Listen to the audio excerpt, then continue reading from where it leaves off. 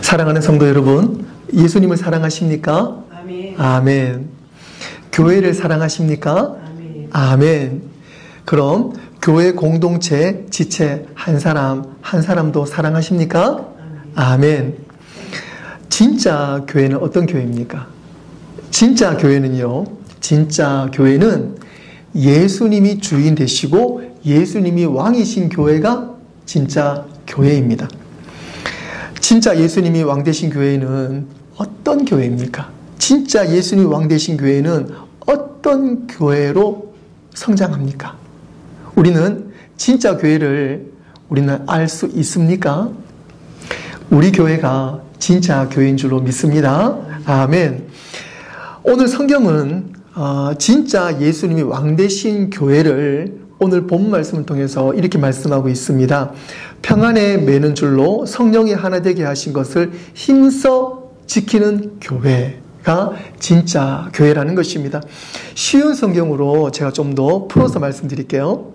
여러분은 성령 안에서 평안에 매는 끈으로 한 몸이 되었습니다. 하나가 되도록 힘쓰고 여러분 가운데 늘 평화가 깃들도록 노력하십시오 라고 쉬운 성경은 좀 더 쉽게 풀어서 설명하고 있습니다. 그래서 교회 안에는요, 평안, 평화, 피스 이것이 있는 것이 진짜 교회이고 진짜 예수님이 역사하시는 교회인 줄로 믿습니다. 아멘. 여러분 이런 경험 있으시죠? 대부분 이제 아이들이 많이 커서 그런 어떤 따뜻함이 옛날 일처럼 생각될 수도 있는데 우리는 그러한 가정을 꾸려 나가야 돼요. 제가 무슨 말씀을 드리려냐면 우리가 비록 밖에서나 안팎에서 힘든 일이 있어도 저녁에 집에 함께 모여서 우리 아이들과 우리 온 식구들이 함께 모여서 오손도손 이런 이야기하면서 밥을 먹던 그 따뜻함 기억나시죠?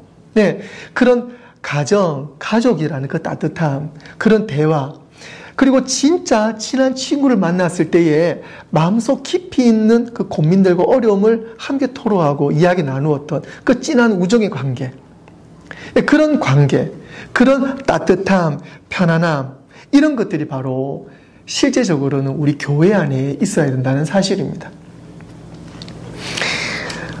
그런데 오늘 현실은 좀 많이 좀 다른 것 같습니다. 교회들도 그런 어떤 따뜻함에서 좀 많은 교회들이 좀 엇나가 있고 또 그런 따뜻함이 없는 또 교회인들, 교회가 또 이 마지막 세대에 있는 것 같습니다. 하지만 하나님께서는 분명히 말씀을 통해서 그런 따뜻한 교회, 그리고 예수님이 왕 되시는 교회, 치유의 교회, 살아서 역사하시는 교회로 하나님은 늘 변함없으신 말씀으로 우리에게 증거하고 있고, 오늘 말씀을 통해서 우리 교회가 이 시대를 따라가는 교회가 아니라 말씀을 따라가는 교회로 성장되어야 될 줄로 믿습니다. 그래서 교회는요, 예수님이 왕 되시고 교회가 더욱더 힘쓰고 노력하는 교회가 되어야 된다는 것입니다. 성경에서도요, 분명히 우리 나중에 천국과 지옥을 갈 것이지만 성경에서는 천국과 지옥에 대한 강조보다도 더 강조하는 것이 있어요. 그것이 뭐냐면 하나됨입니다. 예수님께서도 십자가에 못 박혀 돌아가시기 전에 제자들과 함께 모였을 때에 강조하신 부분이 하나됨이었어요. 요한복음 17장 21절에 말씀하십니다. 아버지여, 아버지께서 내 안에 내가 아버지 안에 있는 것 같이 그들도 다 하나가 되어 우리 안에 있게 하사 세상으로 아버지께서 나를 보내신 것을 믿게 하옵소서. 예수님께서 열정적으로 기도하실 때에 그 기도 가운데 제자들을 바라보시면서 한 가지 원하신 게 있었어요. 그게 뭐예요? 바로 하나 되는 것이었어요. 사도 바울 역시 모든 서신서에서 기록하고 있는 내용들, 그 가운데에 무엇을 말하고 있습니까? 고린도 교회, 빌립보 교회, 에베소 교회, 많은 교회들에게 서신서 편지를 쓰면서 거기에 당부하고 있는 것이 뭐냐면 다툼이나 그리고 분열 이런 것들을 경계해라, 조심해라 이 말이잖아요. 교회 안에 다투는 것들, 분열 일으키는 것들, 힘들게 하는 것들, 교회를 가르게 하는 것들을 조심해라. 조심하라는 거예요. 그 말이 뭐냐면 교회가 하나 되도록 힘쓰라는 것입니다. 우리가 교회가 하나 되는 것은 단순히 교회가 그런 방향으로 나가야지라는 그냥 어떤 그런 이론, 그런 상상만 끝나는 것이 아니에요. 교회가 하나 되기 위해서 노력하는 것은 이거는 교회의 필수 요건입니다. 교회가 하나 되지 않으면 교회가 교회로서의 성장할 수가 없어요. 교회가 될 수가 없습니다. 그래서 우리는 말씀을 통해서 예수님을 통해서 어떠한 어려움이 있어도 교회가 하나가 될 수 있도록 노력해야 합니다. 오늘 우리 말씀을 통해서 교회가 하나 되기 위해서 분명히 깨달아야 될 부분들이 있습니다. 오늘 우리는 거룩한 교회로 성장하기 위해서 하나 되기 위해서 오늘 말씀을 통해서 분명히 깨달아야 될 부분이 있을 줄로 믿습니다. 첫 번째로는요, 공통점을 붙잡는 교회입니다. 공통점을 붙잡아서 하나 되는 교회로 성장하는 교회입니다. 에베소서 4장 4절에서 6절에서 말씀하십니다. 몸이 하나요 성령도 한 분이시니 이와 같이 너희가 부르심으로 한 소망 안에서 부르심을 받았느니라. 주도 한 분이시요 믿음도 하나요 세례도 하나요 하나님도 한 분이시니 곧 만유의 아버지시라. 만유 위에 계시고 만유를 통일하시고 만유 가운데 계신다라고 사도 바울은 증거하고 있습니다. 오늘 에베소서 4장 4절에서 6절 말씀 이 가운데 있는 핵심적인 내용이 뭐예요? 그것은 하나라는 것입니다. 우리가 서로 배경이 다르고 성격이 다르지만 하나님 안에서 하나라는 거예요. 하나됨을 지키기 위해서 우리는 그 차이점을 이겨내고 무엇을 붙잡아야 돼요? 공통분모를 붙잡아야 됩니다. 공통점을 붙잡아야 돼요. 그래서 오늘 말씀에서 몸도 하나요. 성령도 한 분이시요. 또 한 소망도 한 분. 한 소망 안에서 부르심을 받았나니 주님도 한 분. 믿음도 하나요. 세례도 하나요. 하나님도 한 분이시다. 그러므로 우리 교회는 한 하나님 안에서 함께 구원받고 함께 생명을 나누고 함께 미래를 만들어 나가야 된다. 라는 것이 바로 하나님께서 오늘 우리 교회에 강조하시는 말씀입니다. 그렇다면 우리 교회가 어떠한 삶의 형편의 위치에 있다 할지라도 우리는 그 형편에서 갈라지는 것이 아니라 그 어려움 가운데서도 우리는 하나로 뭉치고 하나로 만들어 나가기 위해서 노력하는 것, 그것이 바로 오늘 하나님께서 우리 교회에 허락하신 말씀입니다. 이제 여름이 지나고 가을이 되잖아요. 우리가 이 본인을 살면서 1년에 한두 번씩은 교회 단위로 가족 단위로 과수원, 올차드에 이 과일을 따러 가잖아요. 우리가 작년에도 갔었고 올해도 우리 갈 거예요. 지금 이제 8월 달인데 이제 좀 있으면 이제 사과철이잖아요. 그리고 요 전에는 무엇이 있어요? 요 전에는 복숭아, 그죠? 복숭아였고요. 우리가 좀 자주 가는 그 헤이마켓 쪽에 가면 이 과수원이 몇 군데가 있는데 이름 보면은요, 이 딸기를 시작을 해가지고 그 땅에 그 다음에 블루베리 그리고 복숭아, 이제 사과 이래 가는 거죠. 맞습니까? 그죠? 사과가 마지막인가 또 뭐가 있나요? 뭐가 있죠? 마지막인 거죠. 그러면서 여러 과일들이 신기하게도 같은 땅에서 자라나요. 여러분들 아시죠? 그리고 우리가 가면은 5월 달에 가면은 딸기가 있고 뭐 몇월 달에 가면은 블루베리가 있고 그 다음에 언제 가면 복숭아. 이제 좀 있으면 이제 사과도 같은 땅에서 뭐 골든 딜리셔스부터 시작을 해가지고 여러 가지 과일들이 이제 계절 안에서도 이제 달수 안에서도 이제 초, 중, 말에서 과일 다 달라지잖아요. 신기한 것은 같은 땅에서 이런 여러 과일들이 난다는 거예요. 제가 왜 이런 장황한 비유를 드냐면 우리 교회가 그렇다는 것입니다. 여러 성격이 있고 여러 상황들이 있지만 우리는 교회 안에서 그러한 여러 사람들이 모여서 함께 과수원을 이루어가는 것처럼 우리 교회 안에서 아름다운 과수원처럼 아름다운 열매가 다양하게 맺어 나가야 될 줄 믿습니다. 그러기 위해서는요, 나는 뭐 저 과일이 싫어, 이 과일이 좋아, 뭐 그런 게 아니잖아요.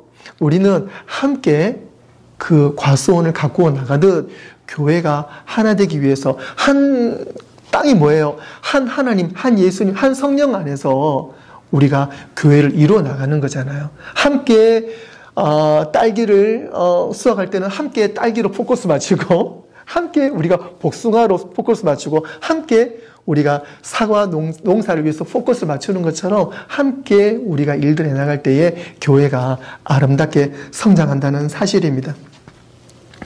두 번째로는요, 완벽한 교회가 아니라 은혜를 품는 교회가 되어야 됩니다. 에베소서 4장 2절 3절 오늘 본 말씀 앞절과 함께 연결해서 보시면은요, 모든 겸손과 온유로 하고 오래 참음으로 사랑 가운데서 서로 용납하고 평안에 매는 줄로 성령이 하나 되게 하신 것을 힘써 지키라 라고 말하고 있습니다. 오늘 말씀을 통해서 참된 교회가 무엇인지, 참된 교제가 무엇인지 사도 바울은 분명히 알려주고 있어요. 그런데 우리는 종종 교회라고 생각하면은요, 내가 가지고 있는 교회 이상형이 있습니다. 그런데 내가 가지고 있는 교회 이상형을 생각을 하다가 내가 섬기고 있는 교회 아니면 다른 교회를 보면은요, 그게 달라요. 그러면 어떤 부분이 생기냐면, 내가 더 노력을 해야지, 이런 부분보다는 불만이 생겨요. 나의 상상적인 교회를 계속 가지고 있게 되면 불만이 생겨요. 반대로 이야기하면 상상의 교회도 좋아요. 우리는 거기를 향해서 우리가 열심히 노력을 하는데 하나님께서 오늘 우리에게 주신 교회에 감사하는 마음, 그리고 내가 오늘 이 교회에서 어떠한 포지션, 어떠한 부분 내가 섬겨야 될 것인가 라고 그런 어떤 초점을 향해 나아갈 때에 우리 교회는 훨씬 건강하고 빨리 성장하는 교회가 될 줄로 믿습니다. 그래서 완벽한 교회가 아니에요. 교회는요, 절대로 교회는 완벽한 교회를 추구하는 교회가 아닙니다. 교회는 은혜를 품는 교회가 되어야 됩니다. 안타깝게도 저도 예전에 한국에 있으면서 전도하려고 했던 대상분이 계세요. 저보다 나이가 조금 연세가 많으신 분인데 어쨌든 제가 그분을 지금은 제가 확실히 모르겠습니다만은 전도를 하다가 돌아왔는데요. 그분은 하나님을 못 믿겠다는 거예요. 하나님을 믿고 싶어도 못 믿겠다는 거예요. 왜 그러냐니까 이분 가족이 교회를 다니는데 늘 싸운다는 거예요. 가족끼리도 싸우고 교회 가서도 교회가 왜 그리 비리가 많냐는 거예요. 교회가 왜 이런 문제가 많냐는 거예요. 어릴 때 몇 번 교회를 가봤는데 그렇게 싸우는 모습이 싫다는 거예요. 여러 가지 그런 모습들을 보면서 교회에 안 좋은 상처가 있으신 거예요.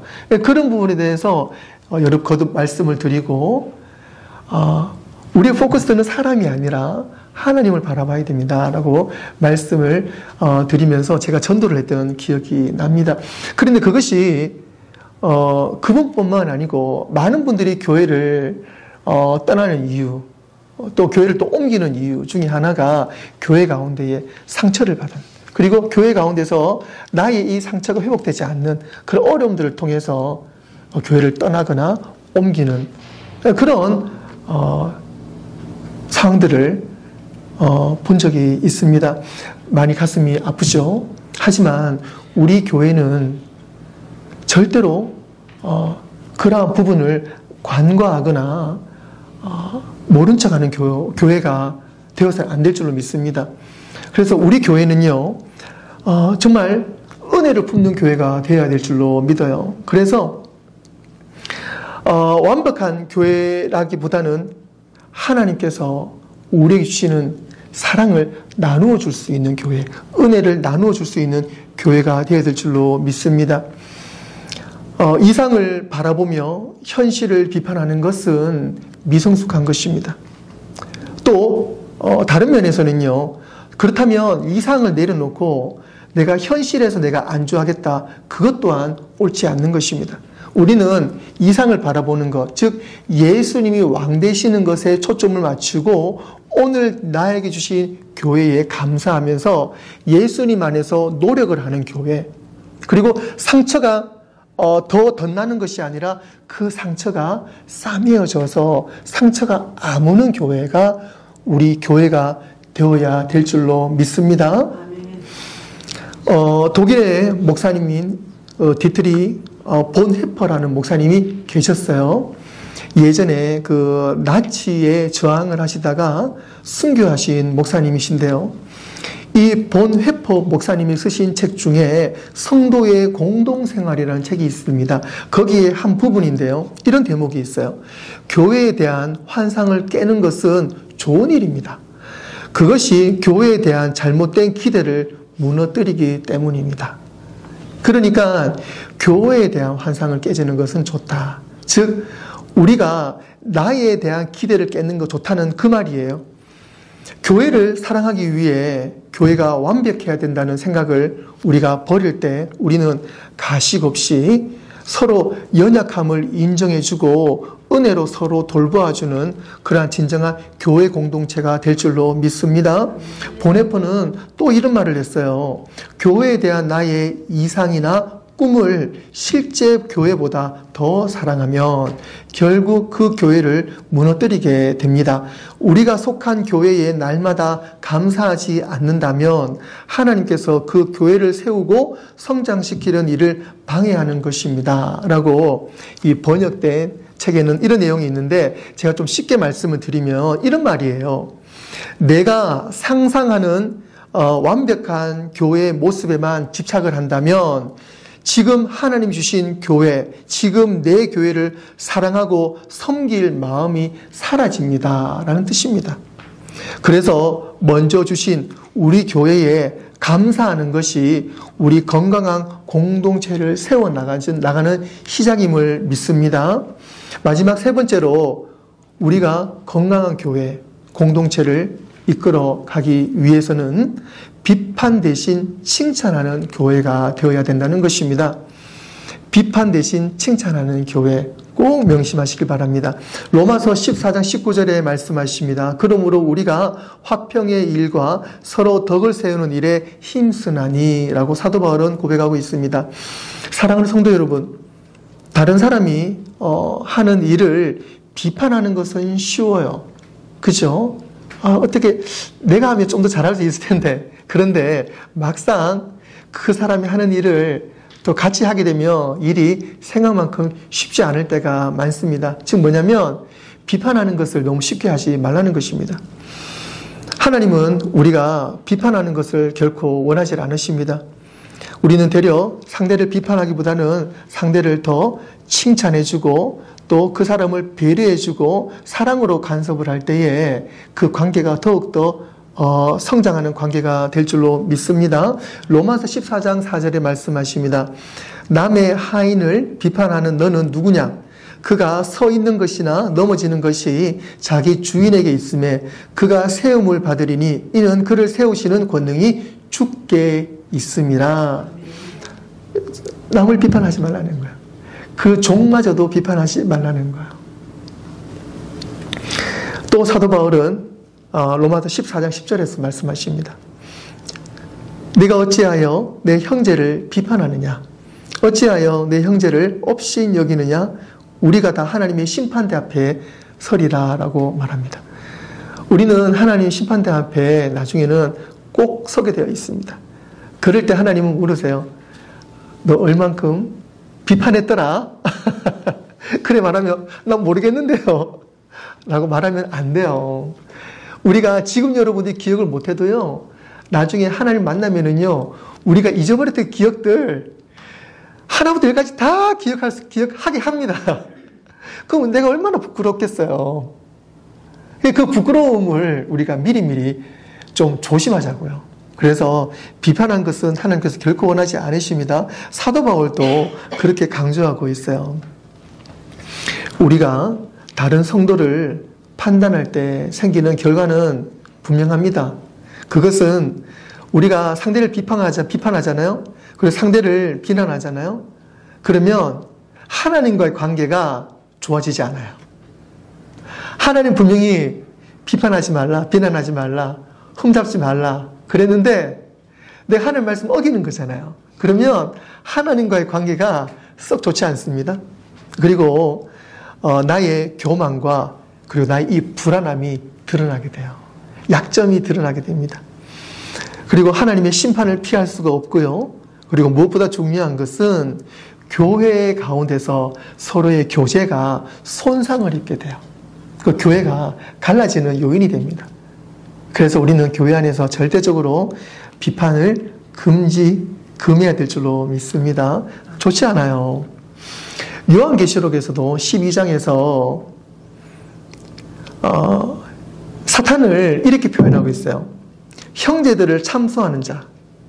뭐냐면 형제들을 고발하는 자라고 사탄을 비유하고 있습니다. 즉 비난과 불평은 마귀들의 일이에요.